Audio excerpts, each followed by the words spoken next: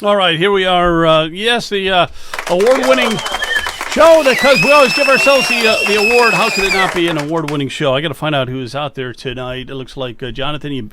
Hey, you made it through everybody. The snow. You made it through the snow, and you were able to get here on time. I don't believe it. That's wonderful. Brian is with us as well, but he's with us in spirit and voice only. Are you there, Brian? Maybe only in spirit. I don't know.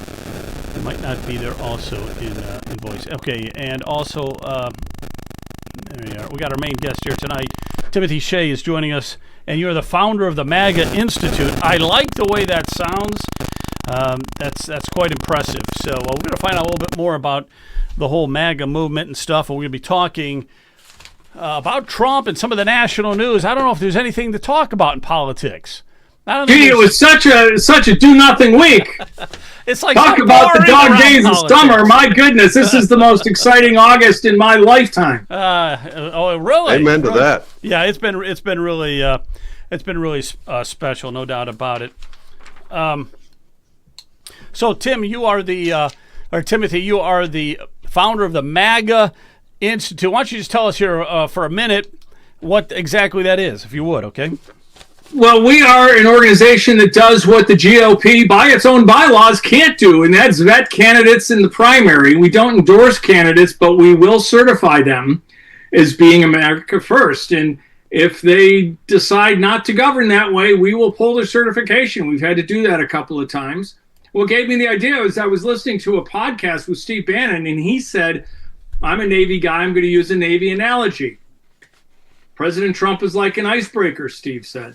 An icebreaker is a big, heavy boat with a big, heavy prow and two big propellers in the back to just carve a channel through the ice. But if you don't follow an icebreaker with a flotilla of ships, the ice freezes, and it's like the icebreaker never went through. He said, America cannot survive as a constitutional republic if President Trump serves his terms in office and we don't follow him with a flotilla of America First candidates and keep the movement alive. And so in that instant, literally, I got the idea of mixing what Grover Norquist did with the tax freedom and Newt Gingrich did with Contract with America. And we developed a questionnaire that we will vet candidates for the primaries, because if you're waiting for the general election to vote for your candidate, it's too late. It's all over. We've got to get these GOPE, we call them, these establishment Republicans. Some people call them rhinos. I don't. They're not Republicans in name only. They're actual honest-to-goodness Republicans. The Republican Party has never been a conservative party. It's just the only place where they will tolerate us. So we have to fill the Republican Party with America First candidates. And we're starting to do that nationwide. Some people have been disappointments, like Tom Cotton. But I think by the time 2028 rolls around, especially if J.D. Vance is going to be the nominee, we're going to be in good shape. We've got Bernie Moreno now in Ohio. Hopefully we can replace Marcy Kaptur. Oh, we will. A couple other people. Yeah, Warren Davidson is doing an amazing job. So we got some good Ohio politicians on the bench in the minor leagues, ready to be elevated. All right, let me show you this here. Watch this here. 63%. That may be the most important number in our new Wall Street Journal poll, and it's a number that should scare the Democratic Party. That's the share of voters who hold a negative view of the Democratic Party, and it's 30 points higher than the share who have a positive view. This is the worst image rating that Wall Street Journal polling has found in all of our surveys dating to 1990. Okay, so worst that they've had since 1990. So there is a free fall with the Democratic Party. They're going boom. Okay, they're going to explode now. I think, and I want to get your take on this as to some of the reasons that that's happening. And there's probably a lot of reasons why it's happening. But Jimmy Kimmel, who should be fired, Jimmy Kimmel, the late night show, supposedly comedian or something, he was saying that the repulsive liberal voice is what's driving people away from the Democratic Party, as if he doesn't have that repulsive liberal voice coming out of him. But listen to some of the people that have bit the dust or are about to. Howard Stern, His ratings are basement level. They're horrible. At one time, he had 20 million listeners. He's down to 200,000. The View, that bit the dust. Stephen Colbert, he's going to bite the dust. PBS, NPR. So let me ask you there, Stephen, is that the problem there, do you think, or is it something else? Is it that repulsive liberal voice that's killing their own party or something else? What would you say? Stephen? Yeah, Stephen, yeah. Oh, I'm sorry, Timothy. Sorry, No, Steve. Sorry, Steve. Yeah. Timothy. Timothy, it's you. There is no Steve, by the way, anywhere on this panel. You're not. Wait, he's not Steve. This guy didn't even show up. I know I'm not Steve. But, yeah, sorry about that. Go ahead. What we're seeing is the fruit of the seeds that were planted in the 1960s, right? This is the 1960s radicals. This is Saul Alinsky's rules for radicals. This is what you get after 60 years of the long march through the institutions. So they took over education and they indoctrinated students, and they took over higher education, and now we credential people, we don't educate them. All of these Democrat politicians have very impressive Ivy League degrees. They don't have the education that a 1913 Iowa high school graduate had. And I can say that because they gave the 1913 high school graduation exam to Harvard students, and the Harvard students couldn't pass it. Okay. Oh, wow. Really? Wow. It's a true story. They did it 10 years ago, and then they just did it recently, and it was just a nightmare. These kids are getting out with diplomas. Harvard had a problem with over 80% of the students getting Latin honors, meaning cum laude, magna cum laude, summa cum laude, which is supposed to be top 10%, top 5%, top 1% of the class. No, 80% of the class was getting at least cum laude. So these credentials are a joke. An Ivy League degree now isn't worth the vellum that it's printed on. And what you have are idiots like Jasmine Crockett, who is as phony as can be. She's a suburban girl from St. Louis. She's not from the hood. And AOC, who's as phony as can be. Sandy grew up in leafy Westchester County, not the barrio streets of the Bronx.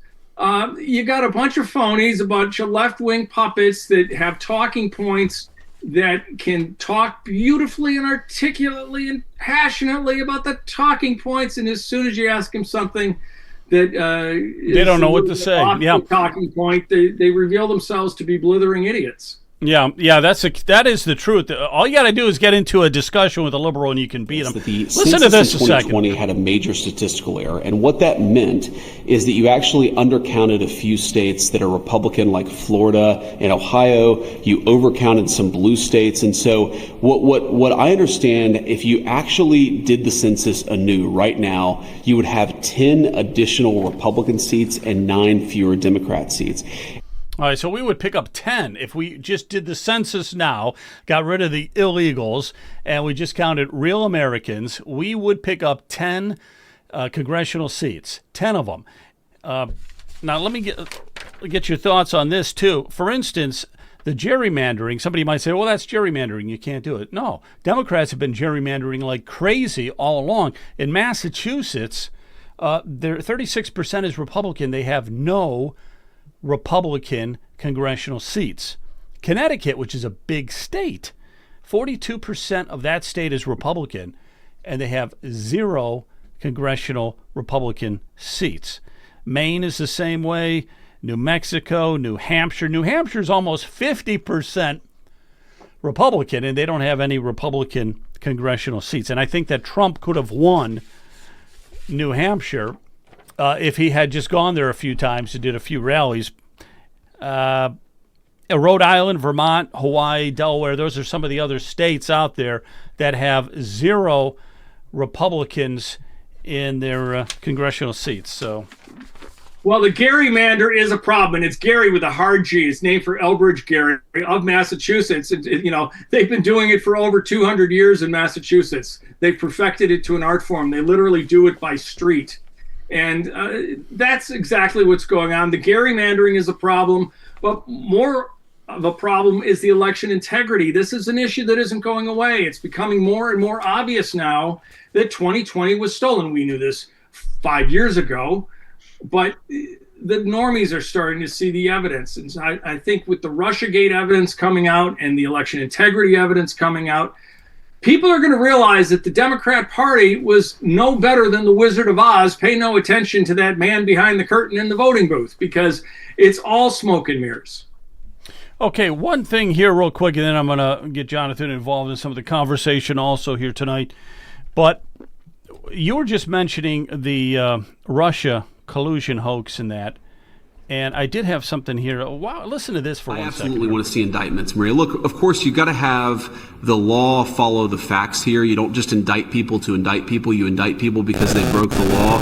But if you look at what Tulsi and Kash Patel have revealed in the last couple of weeks, I don't know how anybody can look at that and say that there wasn't aggressive violations of the law. It is sick. And it's disgusting. It hurt the intelligence community, it hurt the American people, and it hurt the first Trump administration. We've got to have consequences for it, or we're just going to see the same play repeated again and after again. Yeah, and so what he was saying is that there's got to be some consequences for what happened with the Russian collusion, the Russian hoax. That was so disgusting. You had Comey that was involved in it. Obama was involved in it. You had... who are the other guys? I was going to say Flapper, but that's not his name. Clapper. Clapper was involved in it. And who was the other guy? Who was the DNI? Oh, it was all of them. It was Brennan. It was Clapper. Brennan is the other guy that I was thinking about. His lover, Lisa Page. It was Bruce and Nellie Orr. It was literally probably 30 to 40 people at the higher level, not including all the staffers that did what they were told.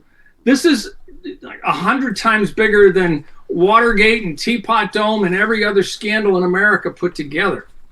No, you're right.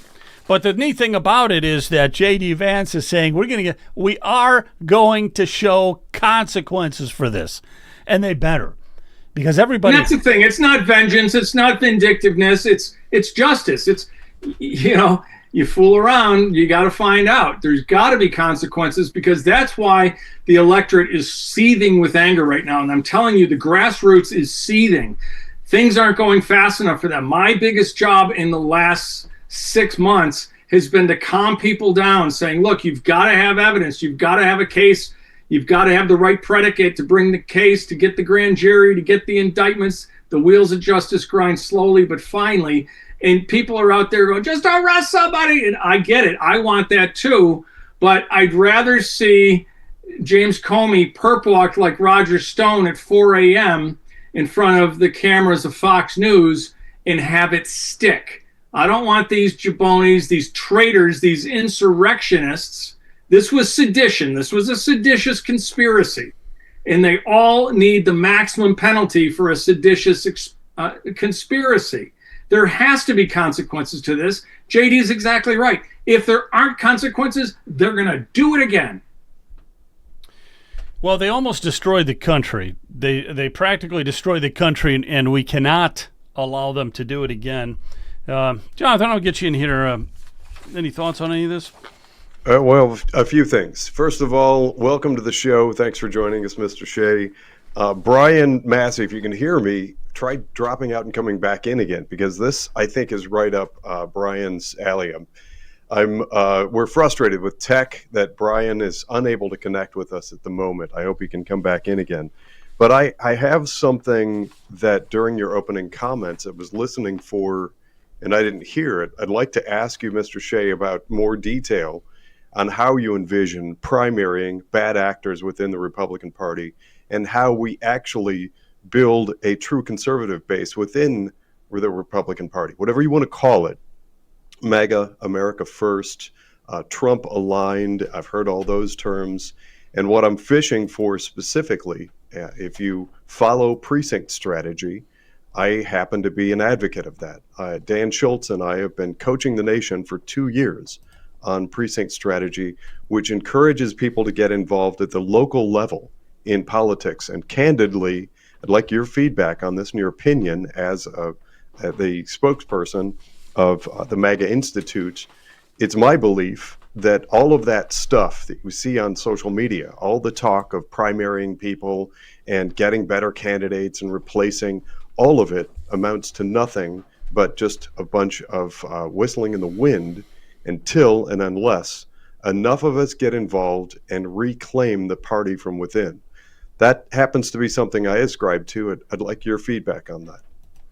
Well, I agree with you wholeheartedly. That's the only way forward, I'll say, Jonathan. And we're seeing success in Weston, Florida. Okay, Debbie Wasserman Schultz's hometown. We had a group down there. They stood out on the street corners in front of Home Depot all through July, all through August, and they flipped 3 city council seats and the mayor's seat to Republican in Debbie's hometown. And Debbie almost lost that election, but the candidate wasn't strong enough, didn't have a strong enough organization. So precinct strategy is the only way forward. And my partner, Brooke McGowan, and I have been advocating this for decades, literally. I've been encouraging people. You know, I was a town Republican committee member and a delegate to the state convention. You got to get involved. You got to get a group of people to take over your local precinct committee and then get the precincts together and take over your county committee. And it can be done. Joe Powers is doing it in Rhode Island. Okay, they've had tremendous success using precinct strategy in Rhode Island. Joe Powers, Alan Myers, they call him the chair of chairs. What his job is to oversee all the county chairmen. Rhode Island is actually a success story. You just haven't seen it yet in the national elections. But there's great things going on in Rhode Island, in Florida, in other states, and we need this to become nationwide. This isn't whistling in the wind. And of course, as you know, Jonathan, politics comes down to money. So eventually, the president's going to have to become the biggest America First fundraiser.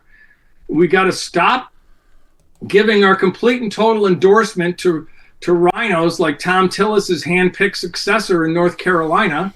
Instead of a grassroots America First candidate, we're going to have another GOP Tom Tillis in North Carolina. Whoever is advising the president on his nominations, he needs somebody else in his ear, at least a countervailing opinion. Let him make the decision, but at least get the other side of the story, because these endorsements have been abysmal. Yeah, I completely agree. You may know this already, but on February 22nd, 2023, I think, Trump actually released a statement on precinct strategy, really excited about it, saying this is the way that we reclaim and give ourselves a party, a conservative platform, and rebuild the Republican Party so that it can look like something distinctly different and unique from I call them the Democrat Neo-Communist Party, the DNC. But it was a great comment, and everyone got very excited about it, myself included. But then it's been really crickets from the Trump administration since, which is really frustrating. So it sounds like you and I are cut from the same cloth and see things the same way. We've got the same vision for getting grassroots, we the people, involved all across the country at the local level. And just a comment for our audience, it's estimated right now that about half of Republican seats are vacant because nobody bothered to run, which means that about half of our nation lacks a local representative of the Republican Party. If we fill those seats with better people, with good constitutional conservative MAGA type, then the world's our oyster. We can accomplish such great things. I'm so glad to hear that you agree with that prognosis. I did actually capitalize on the sort of general understanding, the general use of the term rhino, or recently we've been calling them trans-democrat. And I don't disagree with your comments about rhinos. But because it sort of gains some public traction, I actually started Ohio Rhino Hunters. I run that on social media. But the purpose and part of the point in my question is where it comes to some of the bad actors, whatever they are, whatever they're either feckless or just don't show up, they don't have a spine, whatever it is. I think simultaneously we should have some strategy that we're working on that puts the spotlight on those people and gets them out of those offices. Do you agree? We need to bring shame back to the public square. These people do the most outrageous things, and they are completely shameless. We need to bring shame back to the public square. You're exactly correct. It needs a 100 megawatt light shined right on them. And again, we need consequences. It's not a question of left or right anymore. It's a question of America or communism. You know, one of the things too would be that the social media, I think, is out there to shed more light on all of this. You know, different podcasts and stuff. It's not just the legacy media anymore, the big corporation with their cameras and that. It is just mom and pop podcasts now, X, Facebook, things like this. It does town hall meetings now, so there is a lot more, I think, local engagement, and people have got to do that. They've got to get involved. You know, we're in the midst of, Brian's not with us here tonight, but we're right in the midst of trying to abolish property taxes in Ohio. We would be the first state to do that. Now, he's the ringleader of it, and I was hoping he'd be on tonight. We'd even talk a little bit about that. But that is a completely grassroots effort, and it's being fueled through social media. Hey, one thing here real quick on social media, I noticed that this is interesting. I want to get your take on it. California Governor Gavin Newsom, he was on a podcast, a very conservative podcast, with a Navy SEAL. The guy's name is Sean Ryan, and he opened the show by handing Newsom a Sig Sauer, a pistol, and Gavin Newsom is like, wow, that's really cool and everything. He's trying to become, what do you want to say, more Trumpian or conservative or something. Gavin Newsom, for crying out loud. That crazy nut. Also, Josh Shapiro out of Pennsylvania. He was on the Ted Nugent podcast, and he was all there discussing hunting. And he says, yeah, I'm not a hunter or anything, but I think hunting is great. A lot of hunters in our state. So they had a whole discussion about hunting, and now he's opening on Sundays. You're allowed to hunt in Pennsylvania. Apparently you weren't allowed to hunt on Sundays in Pennsylvania. I don't know. But also, Rahm Emanuel was on the Megyn Kelly show. Now, you'd never thought that, right? And they were talking about transgenderism. And Rahm Emanuel was saying that a man cannot become a woman. So, any thoughts on that? It just sounds like the Democrats have become so desperate now because what they've been, their platforms and everything aren't working, that they're trying to, become more conservative maybe. I don't know. At least I think it's all phony, but they're trying, you know. Yeah, I'm a free speech absolutist, and I think it's great that those podcasts, Sean Ryan, Megyn Kelly, or having Ted Nugent or having them on, let people see them for who they are. They're as phony as a $3 bill, and everybody can see it. You know, Tim Walz couldn't even load his own shotgun. No, allegedly, that was his own shotgun, and he didn't know how to load it. So, you know, there's the Elmer Fudd meme. I mean, we had Woodstock with Mike Dukakis back in 1988 when he put on that helmet and rode in the tank, and he got the Woodstock memes. And, you know, Tim Walz just walked right into the Elmer Fudd meme. I say give them more airtime. Let's hear these people for who they really are. I trust the intelligence of the American voter. All right. Timothy, anything you want to say in closing, or you can stay on. I have another guest coming on. You're more than welcome to stay on if you'd like, or if you have to go. Then unfortunately, I do have to jet, but I'd love to come back. I've enjoyed the conversation. I think we've got a lot more to talk about. I know you have a ton of stuff to talk about, so definitely would like to have you on again. Anything you want to say in closing? What's that? I was just going to ask for a call out from Mr. Shea. What's a call to action? Where do people find you? What should they be doing to help make America great again? Don't do what we do on social media, which is speak the truth, because we've been completely deplatformed. You know, Mr. Free Speech, Elon Musk, 2 years in, still won't restore my two big X accounts at MAGA_Institute and at TimboTim62. So, you know, we're in the middle of trying to rebuild our platforms and letting people get in touch with us. But what you can do is contact your local GOP precinct. Find out where your precinct is, find out where the meetings are held, find out when they're held, and go, not by yourself, but take 5 or 10 of your friends, and then find out when the elections are and flip that precinct to America First if it's not already. And then talk to other people in your area and help them flip their precincts. And when you get enough precincts flipped, you flip your county. This isn't a 5-day strategy. This is a 5-year strategy. But at the end, you're going to have an America First Republican Party in your state. And, we're happy to help you do it. Timothy, one last question before you go, and we'll have you on again. We definitely plan to do that.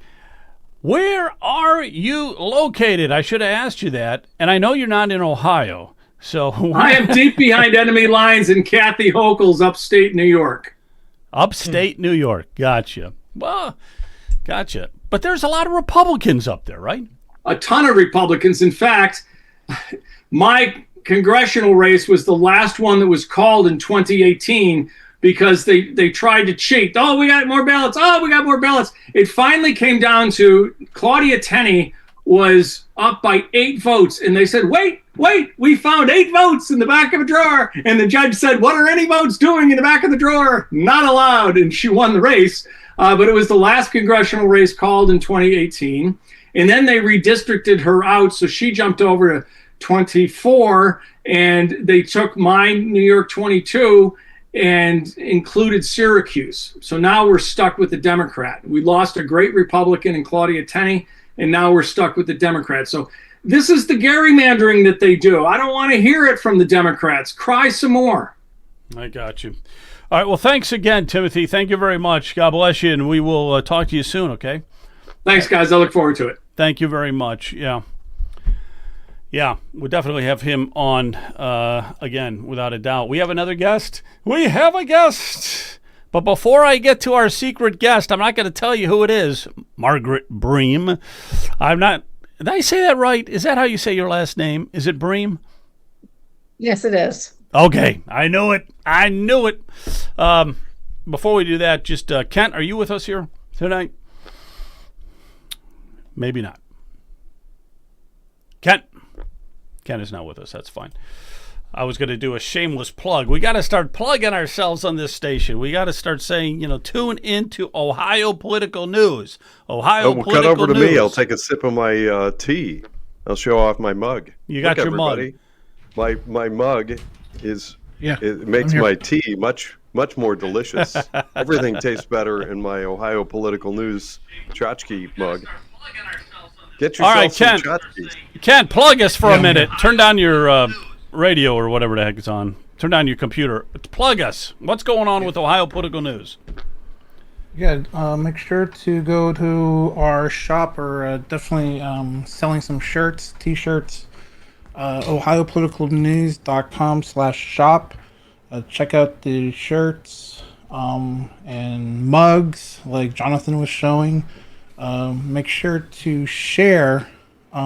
Always like, but then share is caring on all the platforms that you're at. Make sure to go to X, to Facebook, to Rumble, to YouTube. We're on Substack, live streaming right now too. And anywhere you can find us, make sure to subscribe and like. Also, if you have something going on in your area, reach out to Joe at ohiopoliticalnews.com, and we can possibly live stream it. We're hoping to get out there and sharing what's going on in Ohio. So we'd like to get out and live stream all different events that are going on in the area.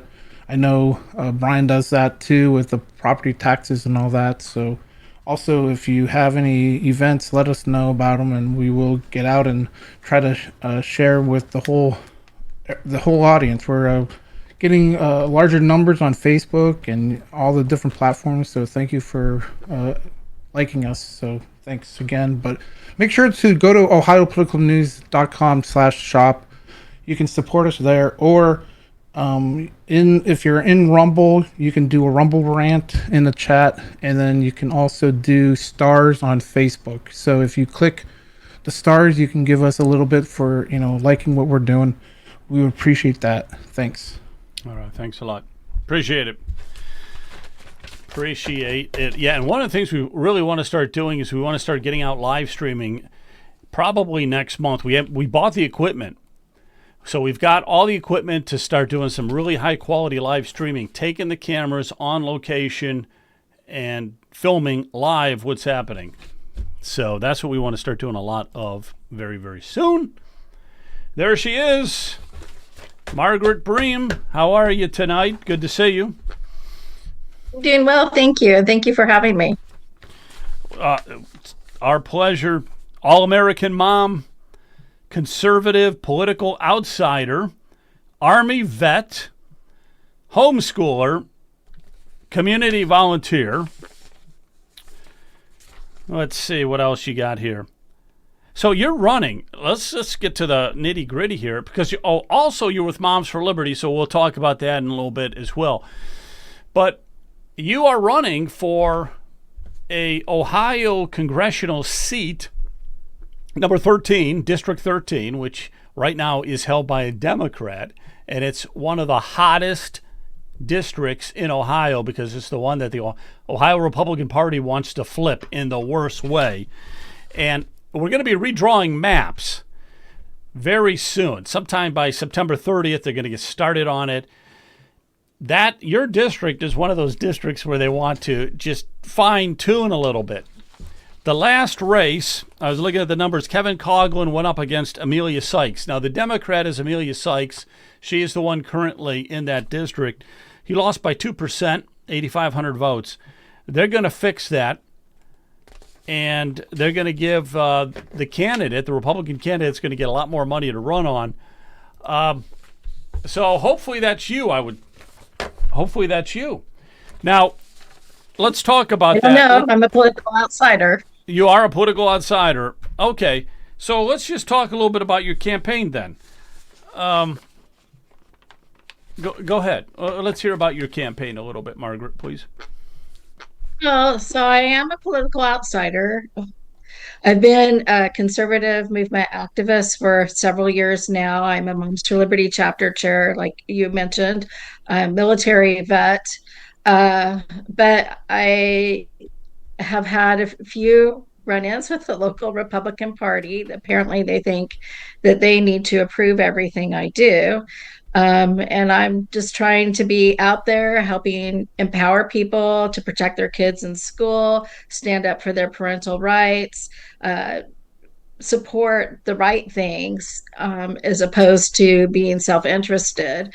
I volunteer a lot. I was the president for 2.5 years of the Akron Breakfast Optimist Club.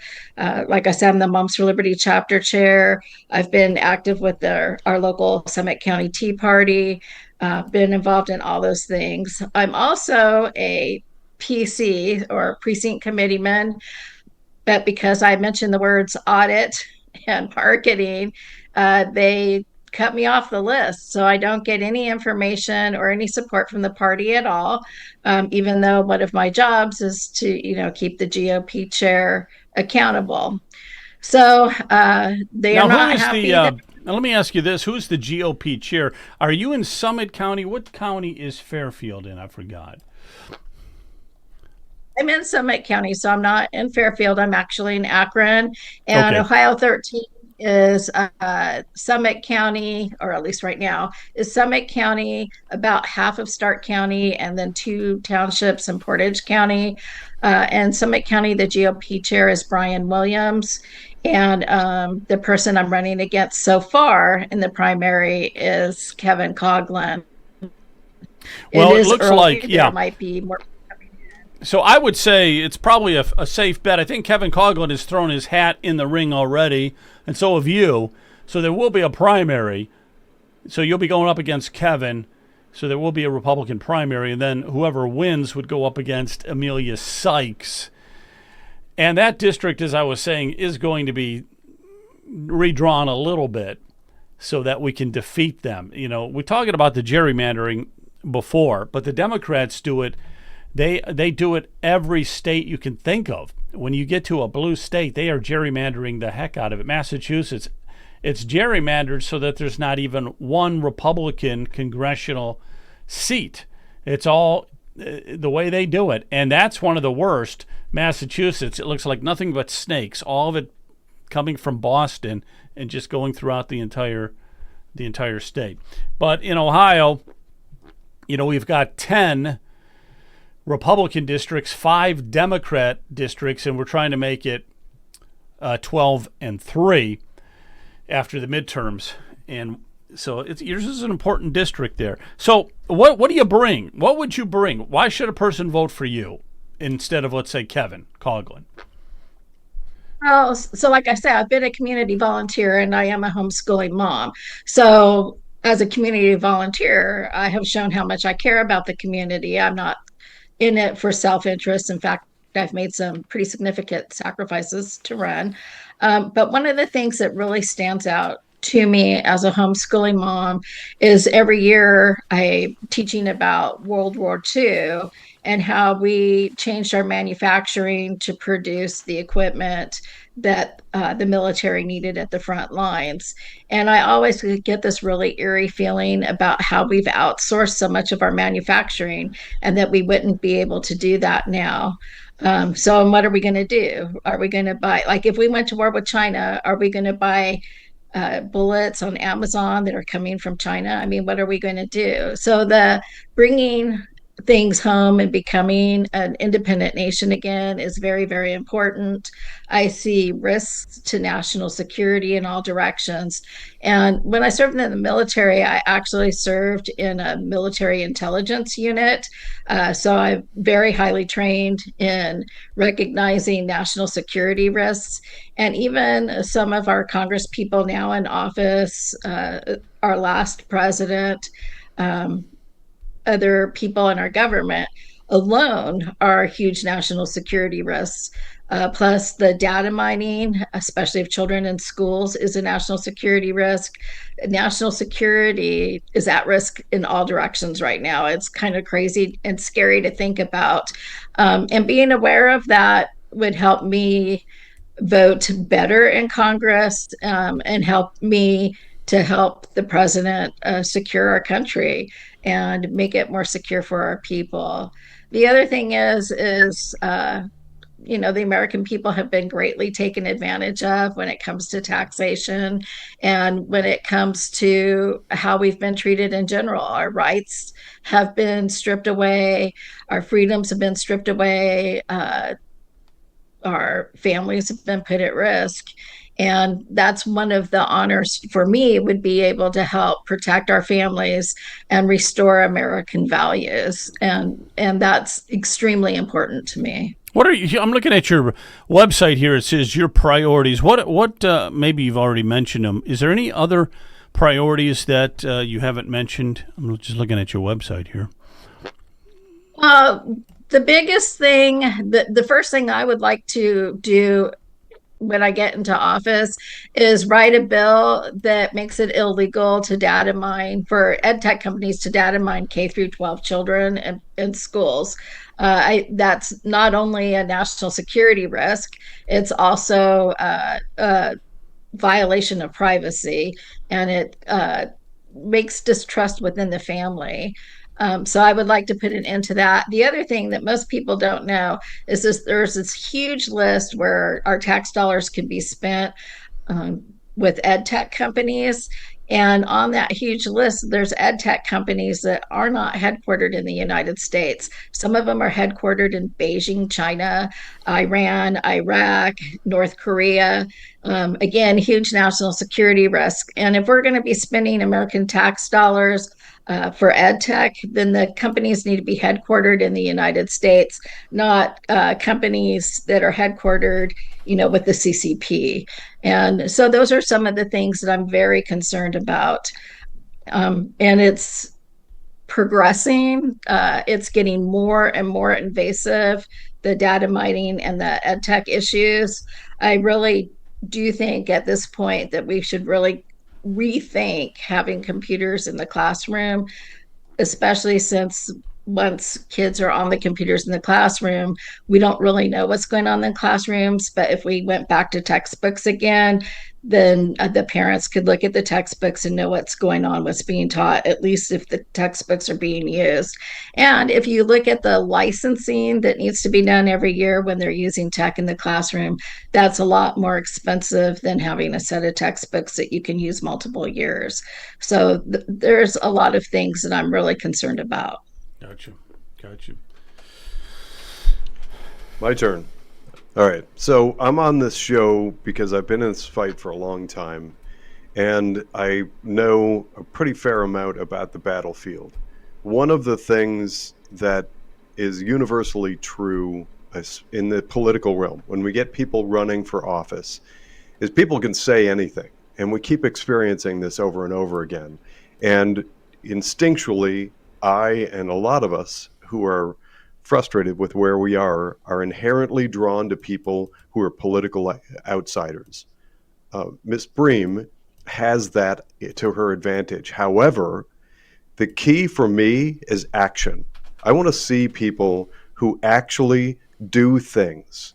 And there are few people in the state of Ohio or this country who has impressed me more over the past several years than Margaret Bream. I watch her. We're connected on Facebook. She runs Moms for Liberty like she has a passion. And that, to me, that speaks volumes. I like where she's coming from with the tech. I completely agree, and she just made me want to move down there and move into 13 so I can vote for her just with that comment alone. But I think the comment that I want to make is there are lots of groups out there, and through Protect Ohio Children and the years that I served as a board member, chair, and territory lead, and I ran Protect Ohio Children North. I actually am an administrator of one of the Moms for Liberty groups, and I know people all over the state and all over the country who are involved in all sorts of fights, primarily education, but you fill in the blank. Fighting for First Amendment, fighting for Second Amendment, whatever. The problem is many of those people, many of those groups think that it's going to be easy, and they don't act, and they don't stay consistent, and they don't follow a diligent, disciplined schedule for calling for action. Margaret Bream is aces. You're aces in my book for that. I like to think that, and I have every belief that that sort of tenacity translates well into office. So from my standpoint, I'm pulling for you. I don't know anything other than name for who I assume is going to be your opponent here. So I don't have anything one way or the other to say about your opponent, but I will say, watching your actions for the past several years and how hard you fight, kudos to you. I don't know if I can turn that into a question, but that's the first thing that occurs to me to interject. Well, thank you. I think most people don't understand sometimes what it takes to volunteer, and becoming a Moms for Liberty chapter chair is, I guess I'd call it an exciting adventure and with a huge learning curve. Our chapter was debanked. The bank wanted us to change the name of our organization on our EIN, which I don't think you can do. And their problem is that we were named Moms for Liberty. But on top of them saying that they didn't want us to bank with them anymore, they tried to keep the money. And so I had to fight to get the money back. And so I do invest. So I knew to call investor relations, that customer service wasn't going to be able to help me. I did try to go through their normal customer service and customer relations channels, but it didn't work. I was just hitting a brick wall. And so I called investor relations, and that's how I got the money released back to me. They released it right away. And just let's see, I've been slandered, I've been investigated. I have had people pull in the driveway of my home. But the thing is if you're going to shrink back, then they've won. And so in order to gain ground, you just kind of sometimes have to take a step back, refocus on your goals and then move forward. And sometimes there's like so much stuff going around on the sides, and you still have to stay focused on your goals, because otherwise you're going to be distracted and be going all over the place instead of moving forward. And so that's something that I already knew, but it really emphasized that with Moms for Liberty, how chaotic it got from the very beginning of I took over an abandoned chapter. And then the thing that also helps me a lot is the serenity prayer. So knowing to focus on the things I cannot change, and the wisdom to know the difference between the things I can change and the things I can't. And so sometimes also going, okay, I don't have enough right now, enough power, enough people, enough resources to deal with this situation over here, but I have like 3 other situations where I can move forward. So choosing the right lane is a skill that I have in order to be able to move us forward and achieve our goals. I'm also very, very good at research, and I can pretty much find the dirt on anybody. So, and when I'm not looking, lots of people give me information, send it to me. And so there'll be little places where I don't know things are going on, and then other people send the information to me, which means they trust me. And so I really appreciate that too. But that's how I get things done. It's a matter of focus, a matter of time management, and just, choosing what I can control and what I can't control. And that's what gives me strength. I also have support from Moms for Liberty National and the Ohio chapter chairs. We all work together when we need support, and that has really helped me as well. All right, Margaret, that's wonderful. So we're going to wish you the best of luck with that congressional run. Is this the first time you've ran for a seat, a congressional or any type of a seat? Have you run for school board or anything like that in the past? Or So during COVID, we moved into our house about 6 weeks before COVID lockdowns happened. And I decided I wanted to run for school board in Akron at that time. In Akron, you have to get 300 signatures to get on the ballot. I knew absolutely nobody, and I door knocked my area. And in the middle of it, my mother had a stroke.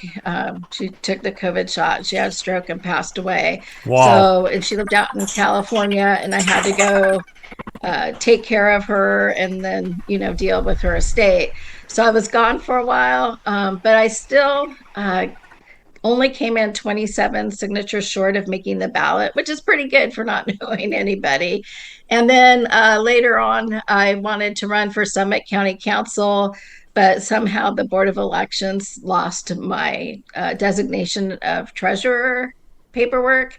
And so that prevented me from opening a bank account and moving forward on that. Gotcha. All right. Well, hey, good luck with your race. It's going to be a good battle there, and it's always good to have a grassroots person on. And really glad to hear that, because like you said, we got to get rid of the good old boys club, and we got to get some new blood in there, so maybe that will happen. So thanks a lot.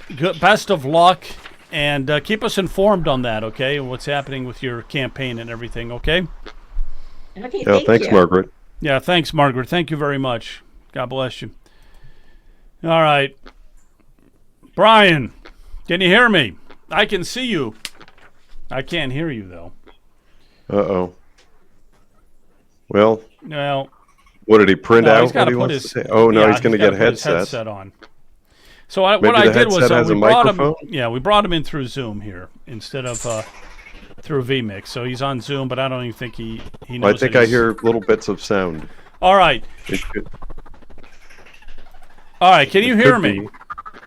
And we have a bad, flying saucer or something in the background. Can you hear me, Brian? Put your headset on. Yeah, talk. Speak. Hold on. Audio settings. Yeah, audio. Oh, there we go. Oh, we can hear you. 2, 3. Yeah. Okay, is that better? Yeah, it's fine. Fine, I can hear you just fine. Yeah. Very good. Okay, good. Good. All right. So We've what got we some want to talk strange about, I got latency, but he's on. Yeah, he's on. All right, let's talk about what's happening with the property tax stuff for a few minutes here, but I also want to go into something here. You know, life is way better with Trump. Way better with Trump. Now, this is our Ohio Political News X account. And, here, this whole thing we were talking earlier about Howard Stern. This guy used to have 20 million listeners a day. This bozo is down to 125,000 listeners a day. You go woke, you go broke. But also, not only that, he is just unlistenable anymore. He just doesn't have it, okay? He doesn't have it anymore. No one wants to listen. You know, he had a long run. He made a ton of money. But he's out of there now. And when you look at this is a lot of this has to do with Trump. So The View bit the dust. Howard Stern's biting the dust. Stephen Colbert, Joy Reid, The View, Don Lemon. Although, you know what's interesting is Don Lemon, I will say this, he's doing pretty well on his YouTube channel. He's doing pretty darn well with that. But, you know, as far as CNN, he's out of there. All right. Brian, I'm going to bring you on here for a second. I want to just go into this for a second here. This was when you were being interviewed by Karen Kassler. So let's talk about some of the...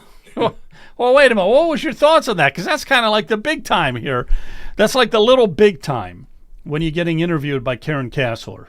Well, and she was very kind, very gracious, and but she made a mistake, and she acknowledged she made a mistake, but she doesn't have enough time to change it. What she did, she said, "This is Brian Massey with the committee to reform property taxes." And I said, "No, that's not our committee. Our committee is to abolish property taxes." So she made a major mistake there. She said when she gets back to the office, I guess the offices are going to be closed. The State House is closed next week for some reason. But when she gets back, she'll fix it. But she was very kind, very gracious. She just made a mistake. That's yeah, and it was a pretty good. I mean, I thought it was a good interview and everything. Let's listen to Be they Democrat or Republican, they're not looking out for the constituents, they're looking out for their donor class. Well, let me ask you, how do you feel schools, law enforcement, fire, libraries, etc., how should they be funded? It's not replacing dollar for dollar. We're not convinced that we should replace dollar for dollar. What we're saying, you better start looking at the schools because we're spending on average about $17,000, $18,000 per student on average. Do we need 611 school districts in the state? In Lake County, we've got 9 different school districts. What if we had one county school district? What if we had one superintendent instead of 9 superintendents? We had one curriculum director for the county versus 9 curriculum. So we've got a tremendous overhead and administrative cost with these schools. But if it passes and property taxes are abolished, why didn't you come up with a plan to replace that or say replace sales tax? I want to agree with Karen Kassler here. You're supposed to come up with the entire plan and be able to figure it all out. Yeah, next year I'm going to solve world hunger, and then I'm going to tackle the Middle East situation right after that.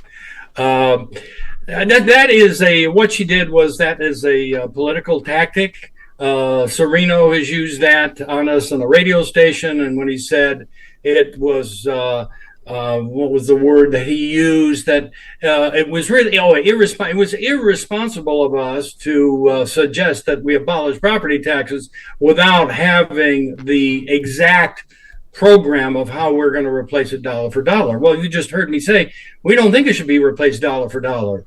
When I told the Lake County auditor and treasurer that we want to abolish the property taxes, I was told, and they said, well, Brian, if you eliminate property taxes, you won't need an auditor and a treasurer. And I said, well, that's a start. That is really a very good start to reducing the size of government. Because you can see this thing right here, where I've got the picture. That's a picture that shows that the public sector has outgrown the private sector's ability to pay for the services. It's not sustainable. They can't keep sucking the lifeblood out of the community, and that money's got to be in the hands of the taxpayers. So they keep spending the money. They keep pulling cash and putting tremendous millions and millions of dollars in their rainy day fund. But nobody ever thinks of giving money back to the taxpayers. The dirty little secret about this revaluation, the sexennial revaluation, the taxing authorities did not have to accept the money. And I called out the Lake County for getting the commissioners for getting $1.8 million without a vote of the taxpayers. And I said, give it back. And they said, no, they'll never give money back. Same thing with Willoughby Lake Schools, $8.8 million that they got without a vote of the taxpayers. So this whole thing is just not sustainable. And what I will be doing is this week I will be sending an email to Matt Huffman. I'll see if Mr. Huffman wants to meet with the committee to abolish property taxes, because I've heard, and I want to hear it firsthand, but he's saying that he's not changing any of the public school funding. And if that's true, and what we're going to do is we're going to call out all of the politicians. We talked to a couple of politicians this past week, and I said it was all off the record, so I won't mention their names. But interesting, they say, well, Brian, we can privately, we're supporting you, but we can't do it publicly. And I'm sort of scratching my head there. So Jennifer Gross has, I understand, signed our petition, and Tex Fisher, I believe. I don't know Mr. Fisher, but I understand he has also signed a petition. So we're continuing to move forward. And I've been to Marietta, Xenia, Licking County.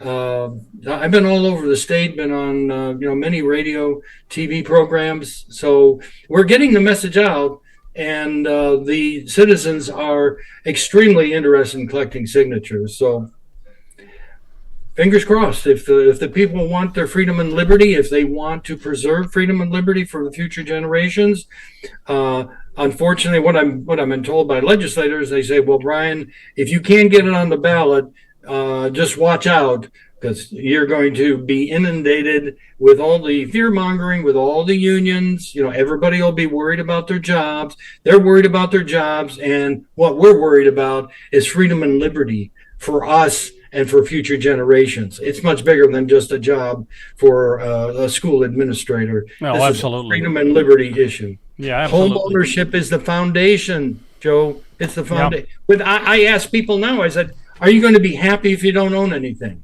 Will you be happy? Will you be happy if your kids never have the chance to own a home? So you can't transfer wealth from one generation to the next. Is that what you want? What form of governance do you want in the state of Ohio and in the nation? Do we want to emulate, China? Is that what, or is our 250-year experiment of but liberty and the pursuit of happiness, is it over? Yeah, we're not talking about just not funding schools. We have to keep hounding that. We're not talking about funding police and all that. First of all, what you said in that interview is we have to doge the public school system, because they're like drunken sailors with the money. Yeah, we've heard from many of the politicians or legislators, tell us it's never enough for the schools. They can give them $1 billion a year additional, and it's just never enough. Right. So, and now it would be one thing if we're spending $17,000, $18,000 on average per student, and we're getting students that, we're graduating students that can read, write, and do basic math, but we're not. So again, the definition of insanity: keep doing what you're doing and expecting different results. Right. But I just want to say that we're not talking about not paying for these services. It's just not going to be tied to our house. They're not going to come and take our house. As I tell the local Concord Township administrator, I said, what is my payment for the police or roads and bridges? What does that have to do with the value of my house? Now, if you want to charge me for the fire department, why don't you just do it on square footage of my house? Why do you have to spend, Lake County spent $1.8 million on a third party? Why do we have to keep spending the money on revaluing the homes? Well, it's got to stop. It's got to stop. Yeah, it's the most expensive tax to administer. Mm-hmm. But and it's the most unfair too, because after you've paid off your house, you have to, for infinity, pay rent to the government, and it keeps going up and up, and that's got to stop. And I saw that they had Bill, was it Bill Seitz who was on before you? Was that the? I think he was on after me. She mentioned his name. I didn't. He was not in the studio with me. I think his name is Bill Seitz, and he was one of the Blue 22, and he's probably been on there forever. And he's one of those bureaucrats, and he's one of those. Well, you can't do it any other way. Well, you want to watch? It's going to be done a different way. It has to be done a different way, and that's it. And all this blowback from the unions and the schools and all this and all that. We're saying find a different way to fund it, but you're not using the property taxes anymore. It's pretty straightforward. Besides. Yep. The amount of people that are for this is 80%. The amount of people that are against it, maybe 20%, if you can find that many. So we're clearly in the advantage. And so who are they going to come after? We're the majority, the big, overwhelming majority. Yeah, I've been looking at the. Let's go ahead, Jonathan. I'm sorry. I'll interject a few comments and then back to you, Brian. We are the majority for sure. So. When we look at property taxes, on average, approximately 60% of it, 60% of it goes to pay for schools. Brian is referencing a ballpark figure of $17,000 to $18,000. I have a website pulled up here, $30,476, 30476, $30,000. That's a school district in Brian's county of Lake. That's Lake County's Wycliffe schools. Most recent fiscal report, and that, ladies and gentlemen, isn't even actually the full picture. That's one balance sheet. There's another separate balance sheet covering other additional funds that go through something called an Educational Service Center, or ESC for short. It's your guess is as good as mine how many additional thousands of dollars. So, I don't know, round up and just ballpark $35,000 a year. Actually, for that student. School district, that's per student. For that school district, I pulled up academic proficiency, and as Brian alluded to, or Brian specifically referenced, actually, our proficiency standards have consistently been softened. They just keep weakening them to basically now, can you stand up and name the 290 genders? Here's your graduation. It's not that bad. I'm exaggerating. But in Wycliffe schools, they're hovering around 50% proficiency. 50% proficiency for north of $30,000 per year. One more piece of the puzzle, and that is the slush fund. That's the excess money that schools just sort of sit on right now because it's nice to have a massive pool of money to float around in. That's $10 billion with a B. State of Ohio has $10 billion just floating around for these schools that are doing anything but education. They're not doing their job. They're not educating children properly. And that ties back to property tax. Because if 60% of our property taxes are going toward this nonsense and mayhem and not educating children, clearly there's some fat to be trimmed. A whole bunch of these administrators and school districts all over the state slash them, scale way back, and I strongly believe that raises for teachers will be in order. We can cut way back, reallocate funds properly, and put money into the pockets of teachers and properly fund extracurricular activities and band and transportation and all kinds of things. Maybe even get some real nutritional food in schools. Wouldn't that be amazing? All of those things are possible when we tackle this thing, but we don't tackle it by agreeing like lemmings to allow our state to just continue to siphon off 6% more every year, 30% more every 6 years or whatever. And pretty soon you are elderly in the house that you've paid off and worked hard your entire life, and you have to pay $25,000 per year in order to maintain this type of nonsense. Those are my comments. All right, 1 second here. We do have one more guest coming up in just a second, Jason Barnhart. So, Jason, stay in the Zoom room. Don't go out. Brian, let me give you the last comment here. But Jonathan was saying Wycliffe is $34,000, almost $35,000 a year per student.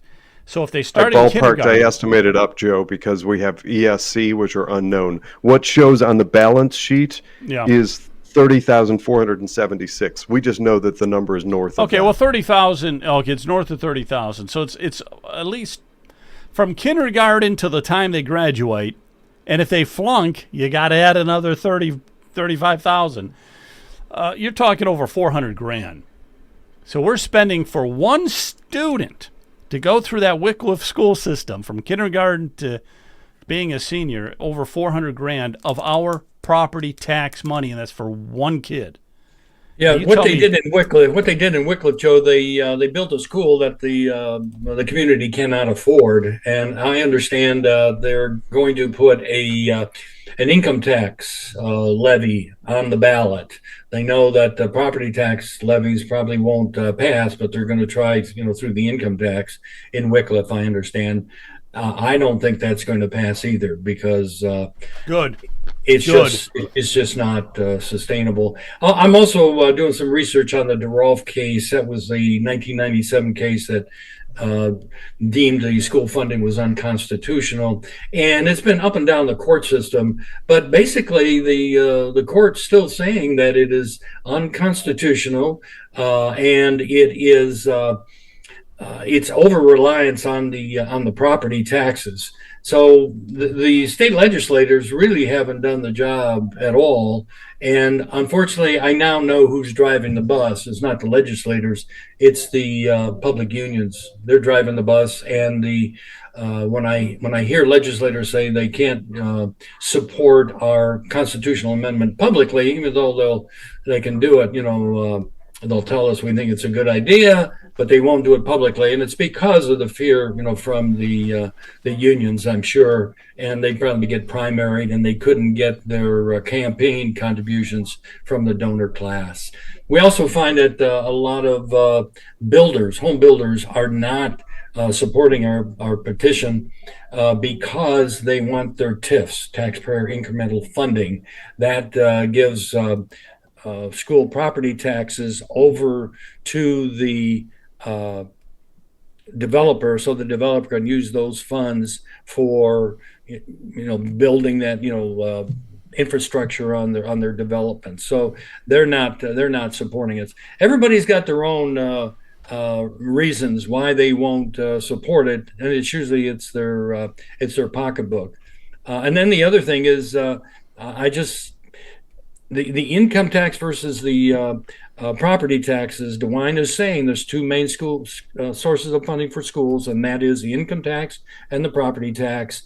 They're very proud that they're going to eventually eliminate the income tax, and I'm saying, well, if you're eliminating one of the major sources of funding, that means that there's going to be a heavier emphasis on property taxes. So I'm saying to the ladies and gentlemen that may be listening to us now, if you vote for any more school levies, I don't care if it's an income tax or a property tax, you're funding your own demise. Absolutely. Do not, under any circumstances, don't vote for any of these levies, these school levies especially. Do not vote for them, please. I don't know how many times we got to say that. I want to find out if Jason is with us here tonight. Jason, are you out there? Jason? There you are. Yeah, turn your camera sideways, and it should get you a bigger picture. Ready. Let's try it. Yeah, give it a shot. Sometimes it'll. Yeah, look at that. Is that better? Here, that's way better. Yeah, that's way better. How are you tonight? Good to see you. How are you? Very good. Good to see you tonight. So, Jason Barnhart. Now you got to fill me in on a couple of things, okay? First of all, you're 18, right? Is that how old you are? Yeah, that is correct. All right, 18. That's wonderful because we love to have younger people on this show. Okay. But secondly, you're also getting involved in a school board race. So you're going to try to win a school board position. So congratulations for doing that, for attempting that, for getting out and doing it. So tell me where it is. And all that information, okay? Where are you and what school board and stuff like that, okay? Yeah, well, first off, thanks for having me on the show. It's truly an honor. But so I am in Troy, Ohio, It's a small town north of Dayton. And so with this race coming up, we have 5 people running with 3 seats open. I plan on taking one of those seats. I always said that I like a challenge. So with 5 people running with 3 seats open, I say it's a challenge and I'm ready for it. It's a Troy City School District, huh? Yes. Okay. And there's 5 seats, and they're all 5 are up for grabs? So no, 5 people are running, but 3 seats are open. Okay, 5 people are running, 3 seats. And okay, so what? Tell me about your strategy to win this. Is there a strategy? Facebook, social media? Don't tell me you're going to bribe anybody. I don't want to hear that. But how? What's your strategy? Is there one? Getting out there and meeting people face to face. I think my generation loves to hide behind a Facebook page and our Instagram page, but I'm out there, knocking on doors, meeting people face to face, because I think that interacts with people a lot better. Just besides, making videos like this, I think that the only way that we can get out there and get our voices, get our name out there is to meet people face to face, and that's my strategy. I'm at the Miami County Fair this week, meeting with people. Walking around, working the GOP booth, but mainly just meeting new people that I haven't met before. I mean, there's 22,000 people in the city of Troy alone. I would love to meet. I can't meet all of them, but I would love to meet most of them. And how is your connection with the GOP in Troy? Let me ask you this: Troy is in what county again? So it is in Miami County. Okay, Miami County. So who's the chairman in Miami County, and how is it going with the GOP? So our Central Committee leader is Steve Bruns. He's the owner of Bruns Construction and Tipsy. He donates a lot of money, he donates a lot of time to us. And Jonathan Newman, our state representative for the 80th District, he's really gotten me connected with all these great leaders around Troy and all these great leaders around the state of Ohio. So he's really helped me tremendously. And my biggest thing is, meeting new people. I love to meet new people. I love to have conversations with, both sides. I don't just stick to the Republican Party. I want to, go over to the Democratic side and, meet people on that side, because the only way we can, fight this, division in our country is to meet people from both spectrums. And that's what I'm doing right now. So that's excellent. That's excellent. Yeah. Right. You got to get right. If you can get to both sides, if you can get over and talk to the Democrats and the independents, and especially for school board, because that's not as so political. All right, I got another question. I'll hand it off to a few of these other guys. If you do get elected on that school board, what are some of the changes that you'd like to see happen? So I'm running on vocational education. I think we have a horrible thing going on in our country. We have a big skills gap in America. And the only way that we can fill that gap is by teaching our young generations to work with our hands, to, get our hands dirty, get dirty once in a while. So my biggest step right now is pushing vocational education into our schools. I would love to see work classes come back in the state of Ohio. I'd love to see it come back to Troy. And that's my main objective right now. I would love to see some life skills being taught in our schools, equipping our teachers with the tools necessary to work with our students, to teach our students common sense education once again. I think we're lacking in that. I would love to see our students, engaged in school, not just, dragged to go to school. I know I hated waking up in the morning, but when I went up to Upper Valley Career Center in Piqua, Ohio, I was excited to go to school every morning because I knew that I was going to learn something new. Every day we learn something new, and that's what I loved about vocational education. You're not sitting behind a class, you're not sitting behind a desk under a computer screen and just taking notes the entire time. You're taking notes, but you're also going out. You went through a vocational training school, it sounds like, and you really enjoyed it. And I can't speak highly enough about stuff like that. I think that is the key. That is absolutely the key, because you got kids that are just sleeping through study halls. Yep. You have kids that don't want to show up. There's so many problems. And the public schools, oh my gosh, we look at some of the statistics and everything. Let me bring Brian on here for a second. Brian, that's what do you think about that? Vocational training, huh? That's Jason, congratulations. At 18 years old, you're really, really amazing young man, and give credit to your mom and dad. Vocational schools. I'm not sure why we dropped shop classes out of schools. I mean, when I was going to school, They don't want our kids to getting hurt, but the only way we learn is by getting hurt and failing. there was an excuse that it was too dangerous. Wow, I did not know that. So I think we need to go back to the shop classes. I know that we've got some joint vocational schools here, throughout Ohio. I know we've got one in Lake County here. I have some, real problems with the way they're being funded, of course, but I still think they're very necessary. And I applaud your efforts. That's a very good base to start with. So I wish you well. I wish I was closer to you so that we can help you get your message out. Well, thank you so much. Mm-hmm. Very, very good. Jonathan, what do you think? Now, that's a new way to go, because not everybody has to go to college, and probably a lot of the better paying jobs. I know too many kids that go to college that graduate with huge debt. They don't have a job, and their American dream is just gone kaput. But what do you think? So a few things. Welcome to the program. I served as a chair, board member, and territory lead of Protect Ohio Children, which is an organization that advocates for a return to traditional education at K through 12. That time, those years connected me with many state organizations and many all over the country, which led to all sorts of other things and connections.